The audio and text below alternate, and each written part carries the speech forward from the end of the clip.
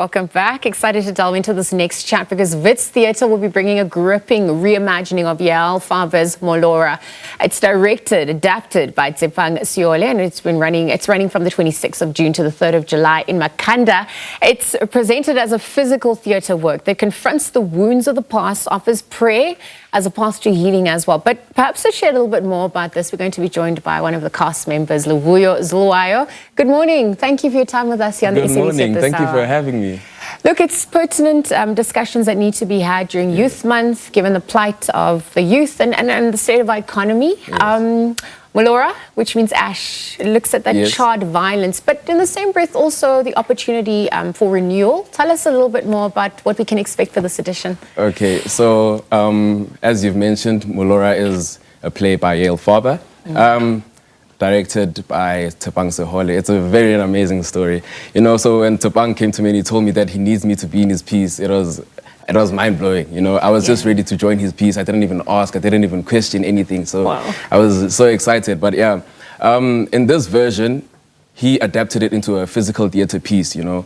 It was one of our troubles at first, adapting it into movement and dancing because it's originally text. So that was majority of our problems at first. But yeah, just expect to see dance and spiritual connection. Absolutely. And speaking of that, the power of memory also is important, and reconciliation and justice. I mean, these are important themes that come through. Tell us about how that was adapted and explored through the work as well. Okay, so initially, MOLORA was a play that needed you to be emotionally connected to it, you know, so we also had to go deep into the past, right? Yeah. So we didn't experience the Truth and Reconciliation Commission, but we had to really tap into the past and go into the characters' emotional well-being and stuff like that. So yeah, I think it's been a journey. Yeah, you know? It's a good point because you really have to delve in and get the context in order to portray it. Yes, ma'am. Tell us about your character then, and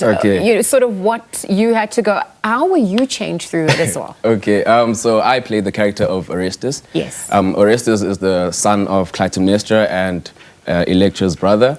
So for me, connecting with this character, it was a walk in the park because we have a lot of similarities, you know. In what sense? So in the story, it says that when he goes to the mountain, right, he's taken by his sister to go to another woman. So he's raised by other ladies, right? And eventually, as he gets older, he goes to the mountain, he comes back as a strong man with a muscular physique and all of that. So yeah, and I'm also closer, so I'm used to the mountain rituals and all of that. And yeah, he comes back to reclaim his father's house. And I also lost my father in 2021. So I know the processes of having to go back and to become the man of the house because your father's no longer there, you know. So really connecting with this character has been really a walk in the park for me. Yeah. Prayer. I'm sorry about your father's loss as well, but thank you for being vulnerable enough to be able to share that because the power of prayer also really comes to the fore. And I mean, everyone has a different interpretation of what that means based on, you know, what religious construct they subscribe to. But in this play, tell us a little bit more about how that's explored as well. Okay. The power of it. Yes. So I'm Christian. I'm a believer in Christ. Spirituality is a huge thing in this play. You know, we feel that as the cast, we feel that in order for us to give a wonderful performance, we don't need to show the audience what we feel. We need to make them feel what we feel. So we try by all means to set the atmosphere for them to feel what we feel and to connect with them spiritually, you know. And the power of prayer is a very beautiful stimulus for us because, you know, it connects us with the audience as well. So, yeah. How do you think it's also cultural reckoning? You know, it's also important to go back to your roots, understand where you come from in order to know where you're going as well. Can you tell us a little bit more about that journey?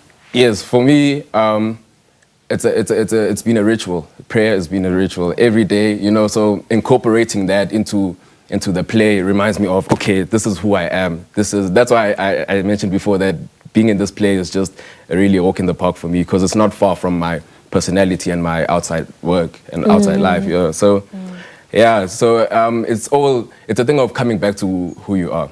The audiences, just as we wrap up, Yeah. I mean, how should they prepare ahead of this? I mean, does it matter that the audiences differ from place to place? You're performing in Makhanda. Yes, is this any cultural significance or proximity to it? Because, no, okay. Not really. Anyone can watch because at the end of the day, we're telling stories of people who've lived and it's very important for us to do justice to these stories that we are telling, you know. So to us, it's not just a mere performance, and it's a big deal. It's a big deal, yeah, for us. We connect with the audiences, you know, and we have, like, anyone can watch the show. Okay. Do you have the dates and in terms of tickets and how people can also contact you, that information? So we are performing at Makhanda in the St. Andrew's Hall. Okay. And whatever information you need, you'll find it on the National Arts Festival website. There we go. MOLORA. It's a play adapted and directed by Tshepang Sehole. It will be performed at the Wits Theatre as part of the National Arts Festival Fringe that obviously is happening. Luvuyo Zulwayo this morning joining us, a cast member, chatting about that adaptation. Looking forward to it.